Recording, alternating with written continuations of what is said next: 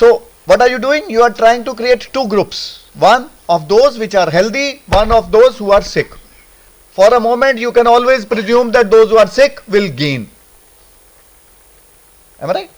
But what happened to, what is the chance of a healthy person because of radiation getting impacted? Very high. You understand? That is why the ethics question is raised, right? Because healthy persons were also injected those cells. Then this is one of the it is considered one of the worst blunders in medical science. This is known as Tuskegee syphilis experiments, right? And it lasted for 40 years.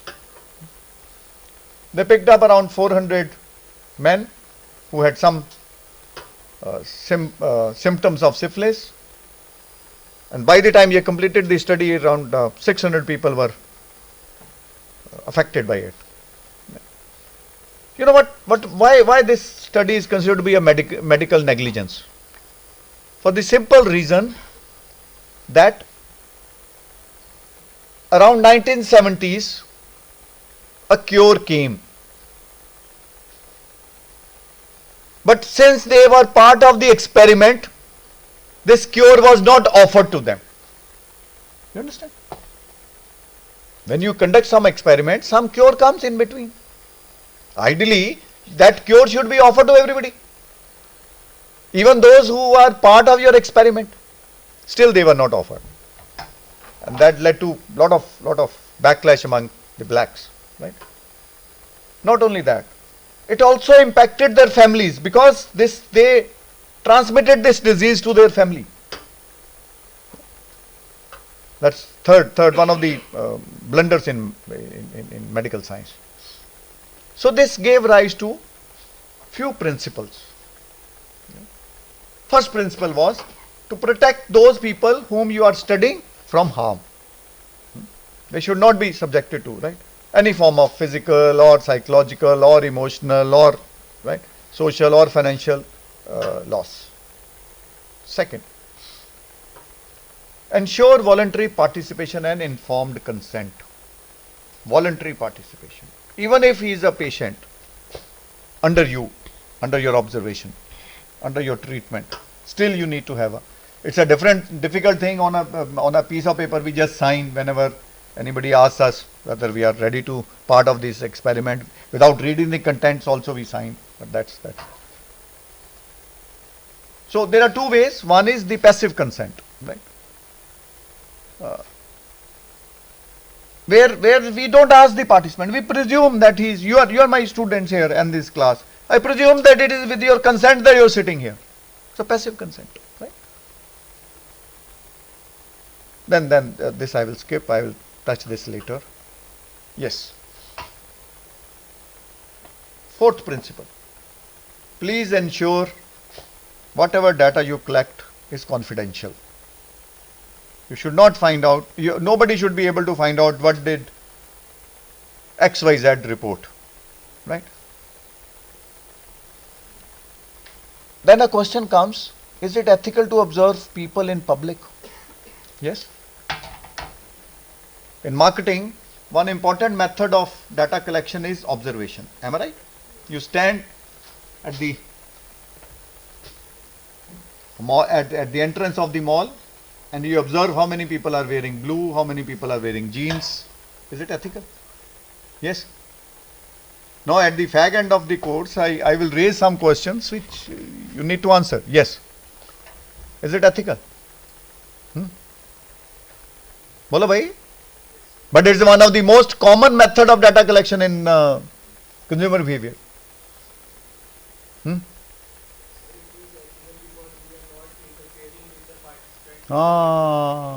Very good. Also, the data is anonymous and it does not directly relate to any. Okay, I will reframe my question. You are observing students coming out of the school, right, from 2:15 to 2:30. Is it ethical? They are kids. Is it ethical? So far, we don't interact with the children and You don't interact. we are observing For 10 days I observe a boy and a girl coming out, aged 12 or 13, going to the park. Is it ethical? I have raised a very simple question. Is it ethical? Have you taken their informed consent? Are they in a position to offer you consent? They are adolescents. Consent is required when we interact with the children or we Ah. from the children. Observation, you observe somebody, that is not, no consent is required. Sir, if it is a public setting, then it is not required. If you are observing in a private setting, then it might be required. Okay, okay. I'll raise this question again. Just wait, and you will change your answer in 5 minutes. Wait. Okay. This I'll skip this, is fairly well known. Okay. Now, direct questions to what Parminder ji highlighted. What are the dilemmas you face during and after data collection? First, and I need your answers because you have spent almost 40 hours with him. Who owns the data? Who is the owner of that data? My library friends will agree this is a very important question because copyright issues may be involved. Who owns that data? Is it the lead investigator? Is it the field investigator? The subjects that are being Subjects own the data. in the sense that they have the right, if they want, Right to withdraw. right to withdraw. Right to withdraw is over the moment you have given me the data. Like that, Parminder sir has told yesterday that they provide a date, a particular date. Till then, the respondents or subjects have the option to withdraw the data before the data goes for analysis. So once the data goes, Suppose data analysis is concurrent, then? Most of the time, you use the Google Doc form, am I right? Data is analyzed on the spot. There is no time lag then. So then that means informed consent is there or not?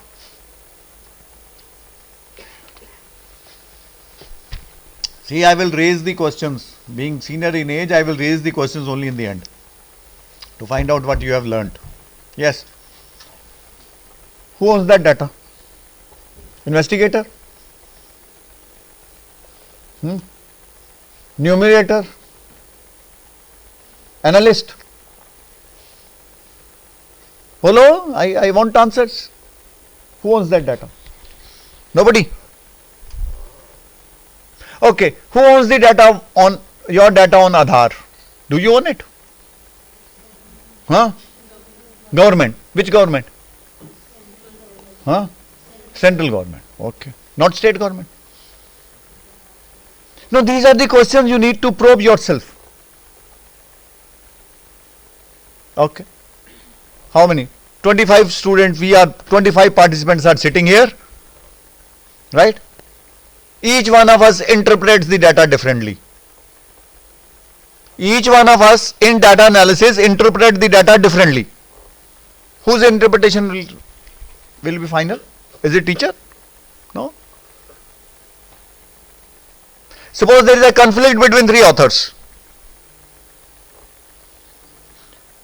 I submit a research paper to journal. The journal sends it back to me with a major revision. Major revision, you understand? It changes almost everything. Major revision.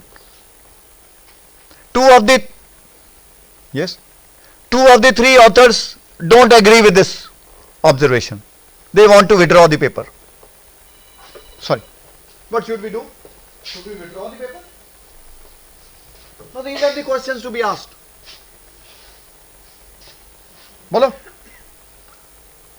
That will give me a fairly good idea of what is the level of learnings. Have you understood my question? Manuscript, okay. Let me reframe it. Manuscript has been accepted.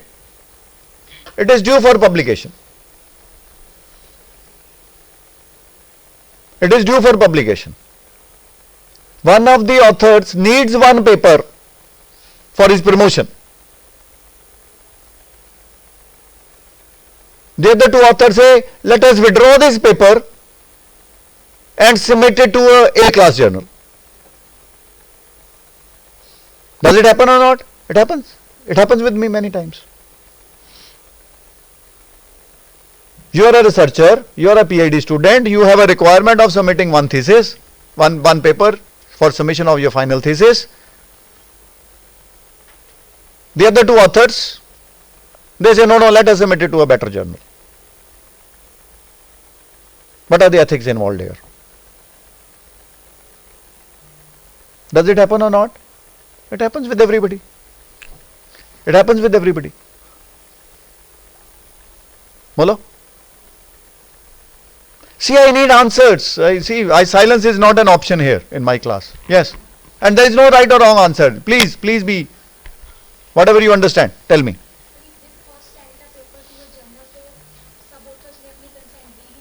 हाँ.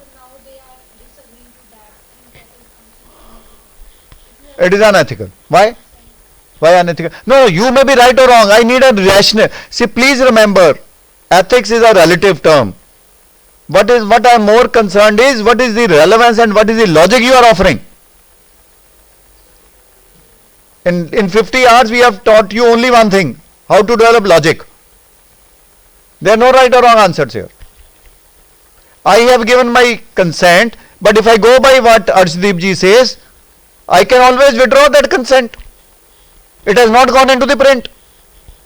It has only been accepted. Am I right or not? Okay, let me pose another question. This is only a question answer session. I only want, because ethics is my favorite subject, so I can talk n number of days.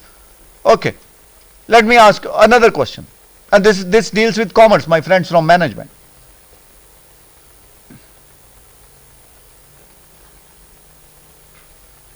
I issue you a check dated 3rd of January 2025.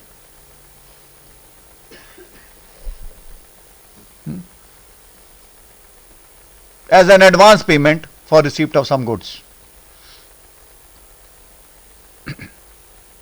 On 2nd of January, I submit a letter to my bank to stop payment. Is it ethical? It is legal? Bolo? Law of contract? Yes? Is it legal?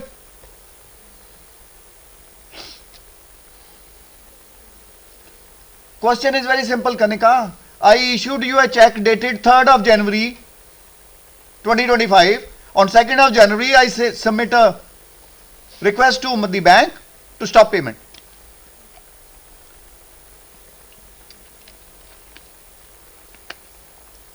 हाँ जी दिव्यांग जी, ना आपने first year में भी पढ़े होंगे ना contract act, बोलो. हाँ शिविका, हैं इट इज बोल रहा. Is it possible that something is legal but not ethical? Or is it ethical but not legal? Yes, these are the questions you handle.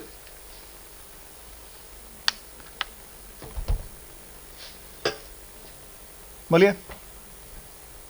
Okay, let me pose another question. You have not answered any of my questions. Let me pose another question. I place an order through post, registered post. I place an order for 10 lakh rupees worth of goods. It has gone out of the speed post office, and you are based in Mumbai. Today is Friday. On Monday, and I vocally told you to start producing. On Monday, I send you a telegram, an email to cancel the order. Have you understood my question? I have sent you a written agreement duly signed, notarized, authorized through a speed post. Before it reaches you, I send you an email or a telegram to cancel the order. Is it legal? Yes, my friends from library. These things happen. In business, these things happen. Yes. Huh? Is it legal? See how many? 30 people, all commerce background. The agreement can be verbal as well as written, but it becomes a contract when it is enforceable by law. No, you tell me whether it is enforceable by law or not. That's what I'm saying. If it is legal, it is enforceable. If it is not legal, it is not enforceable. But they have decided upon call that they agreed upon call, but that will be hard to prove in the court. Hard to prove. Okay, I have But this is a breach of contract that they both parties agreed. breach of contract. Why breach of contract? Like they agreed before, but now one of the party backs out. Okay. And like one of the party has. I'm not happy with the answer. That also from a doctorate. Yes. And it's a wrong answer. It can be legal. No, can. No. Law is either yes or no. There cannot. Can word is not happening in law. Can you give me one statement of law where it is a can? No. It is either yes or no. There cannot be shades of grey. Sorry. Yes. For 50 hours you have been studying this. Yes. I have only changed the terminology of the word. That's all. Yes? Anyone? Okay. Is it void contract? Is it voidable? Or it is illegal?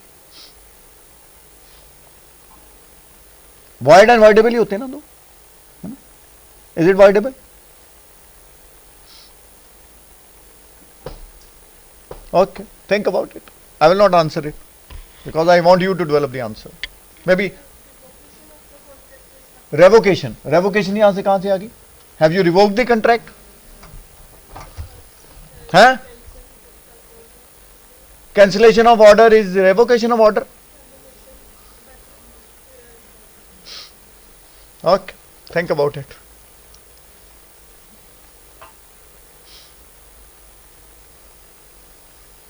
Okay. Another question which involves ethics.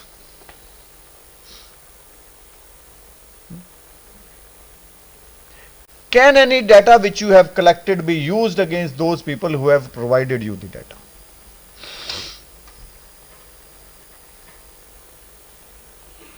Can any data be used against the person who has provided you the data?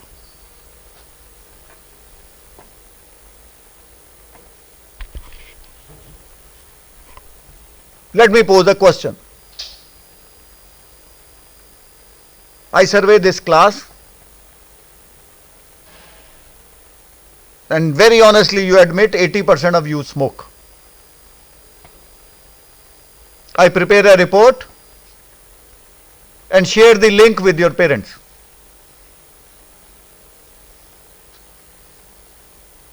Why are you laughing? This thing can happen or not? I am taking a very, very grim example, but then life is like that. Like the respondents have to be informed of for what purpose you are collecting data and how it will. No, I have collected the data for the simple purpose of finding out what is the level of smoking habits among the PU students. That's all. And I say my sample size is those students who are participating in the Gyan program. You have not informed that. So sir has mentioned it is the right of respondent to tell where the data will be disclosed also. It will be disclosed on the website of Punjab University among the reports. No, tell me, am I right? It will be published in a Shodh Ganga journal. Then sharing. I have not shared the data, but I have shared the report, wherein you are the respondent. As you have said that you are sharing the data No, I'm not. What I'm saying, I'm putting it on a public platform. Okay, fine. I'm putting this report. अब सबकी project report शोध गंगा पे होती है कि नहीं? होती है ना? Their parents will not. If their wards are in that. Their parents will not know that शोध Ganga is there. If the wards are in the sample. अच्छा, their wards are in the sample. Okay.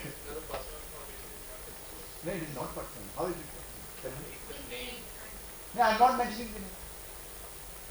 I'm mentioning the participants of Gyan program. Where is the name there? Have I mentioned? Arshdeep ji is there, Jatin ji is there, no? Huh?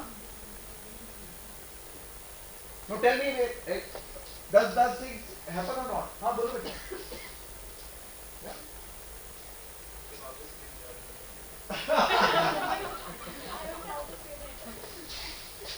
But those data says 99% there. Maybe your parents know much more than you. Okay. No, question is not that. I'm not. Okay, it's okay. I'm just. Okay. The last question. Again, the same syphilis experiment. Should you protect few individuals or should you benefit the society? If by harming few people, society at large gains, is it ethical? That was syphilis experiment. Yeah. Yes. That is not legal, harming someone intentionally. No. Okay. If I take your informed consent, then it is legal. Because those patients were already terminally ill when they were registered. Am I right? So you have taken their consent. Hypothetically, I am saying. Then is it okay? Sir, if we go by the utilitarian approach, if it is going for the societal good, then we can consider that opinion. But sir, in this case, there was a deliberate harm to the participants because even after the Cure had been very good. God bless you. Yes, even after the cure was available, they were not provided that care. Yes, absolutely good. Okay, this I'll skip because sir has already highlighted these 10 principles. So I'll. Okay. Did we talk on this yesterday? What is falsification of data? What is fabrication of data? No? Okay. What is fabrication? For example, I don't visit student center and based on my guess estimates, I say that 500 people were available at the student center and it was raining and there was no arrangement for shelter. This is what is fabrication of data. Without even experimenting, I have cooked up the data. Fabricate the data. Second is falsification.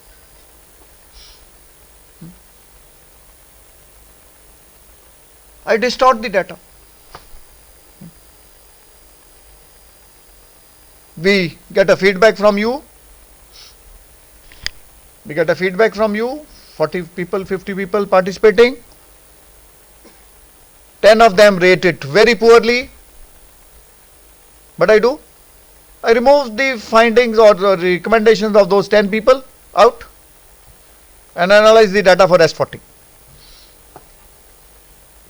Is it a true picture? No. That's false. Third, cooking data. I survey 200, my sample size is 512, 312 I create on my own.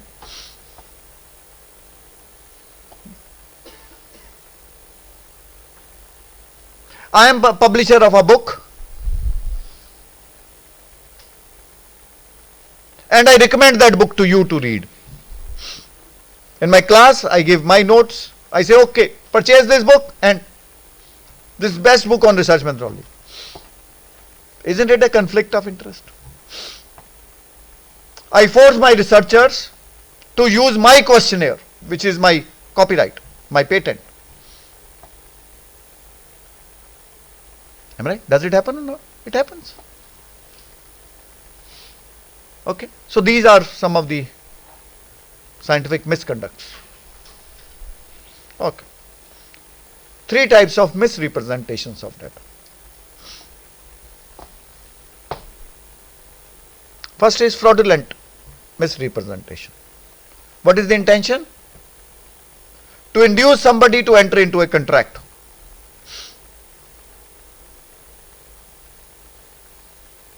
I show somebody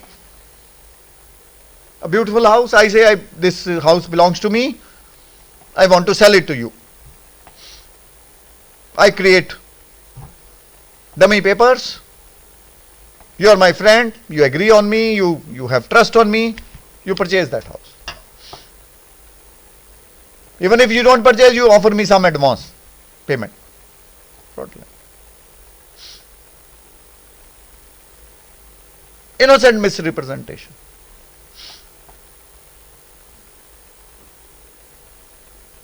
My mother tells me, I want to sell this house. Based on her feelings, I talk to you. After a few days, she says, no, I don't want to sell today. I don't want to sell now. I have misrepresented, but it was innocent. Was it not false? Yes. It was misrepresentation. Third is negligent misrepresentation. By negligence. Somebody asked me, how far is the PGI bus stand? Just ये पड़ोस में है जी, बस थोड़े 2 कदम आगे चलो. Negligence. Does it happen or not? Whenever you are traveling to any hill station, you will always say, oh sir, bus next. And if you go to Shimla, agla chakkar chalte hain wahan to.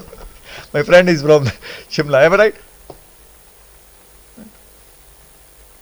Now, these are the 3 types of misrepresentations. Okay. So what is falsification? Manipulating findings, manipulating processes, so that the end result is not a true representation of the data. Not a true representation. I will share this PPT with you in your group. Cooking of the data. Retaining and reporting only that data which supports or negates your hypothesis.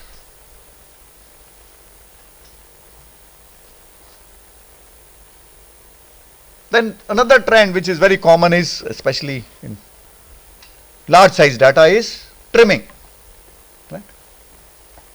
Smoothing of the irregularities. Sometimes data is, there are outliers, you remove those outliers, everything appears to be just like an ECG. Right? This I have already explained. Some of the things. Okay.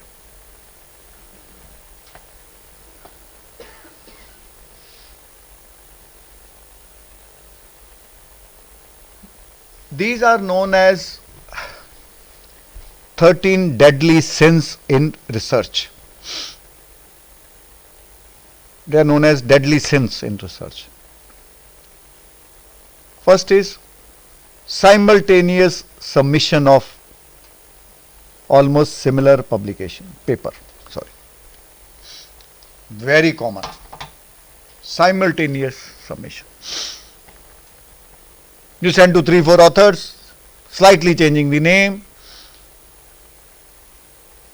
hoping that whenever it gets published at one stage, we will withdraw the other 4. Happens very common, very common.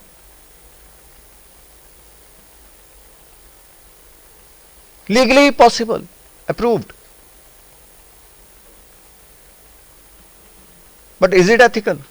Why unethical? Why? Because other 4 journals have taken all the pains to get it reviewed. I'm not into legal.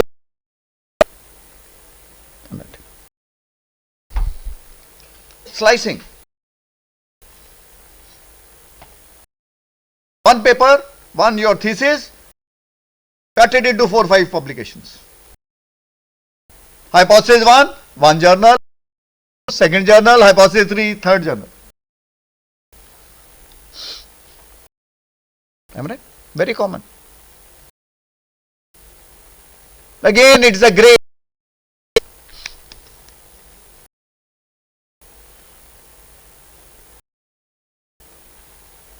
Take it. That means no informed consent. Under coercion. Here to you, which is the GAN program to get your feedback. That data for my research publication. To determine the efficacy programs offered by. I am within my rights to use that data. I inform you well in advance that it will also be used for the purpose of benefits.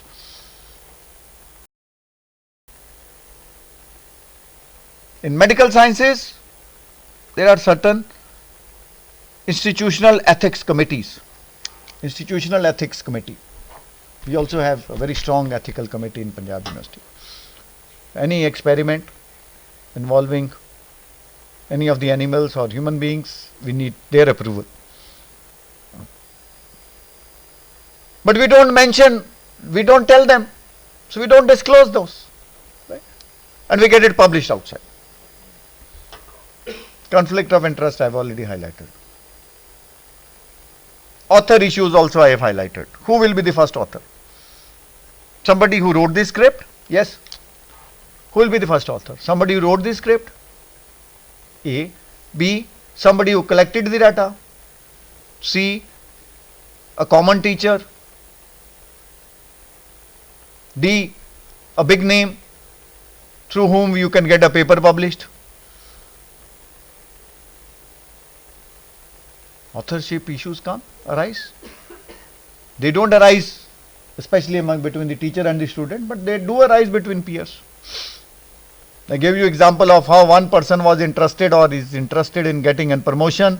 This is due because non-publication of one paper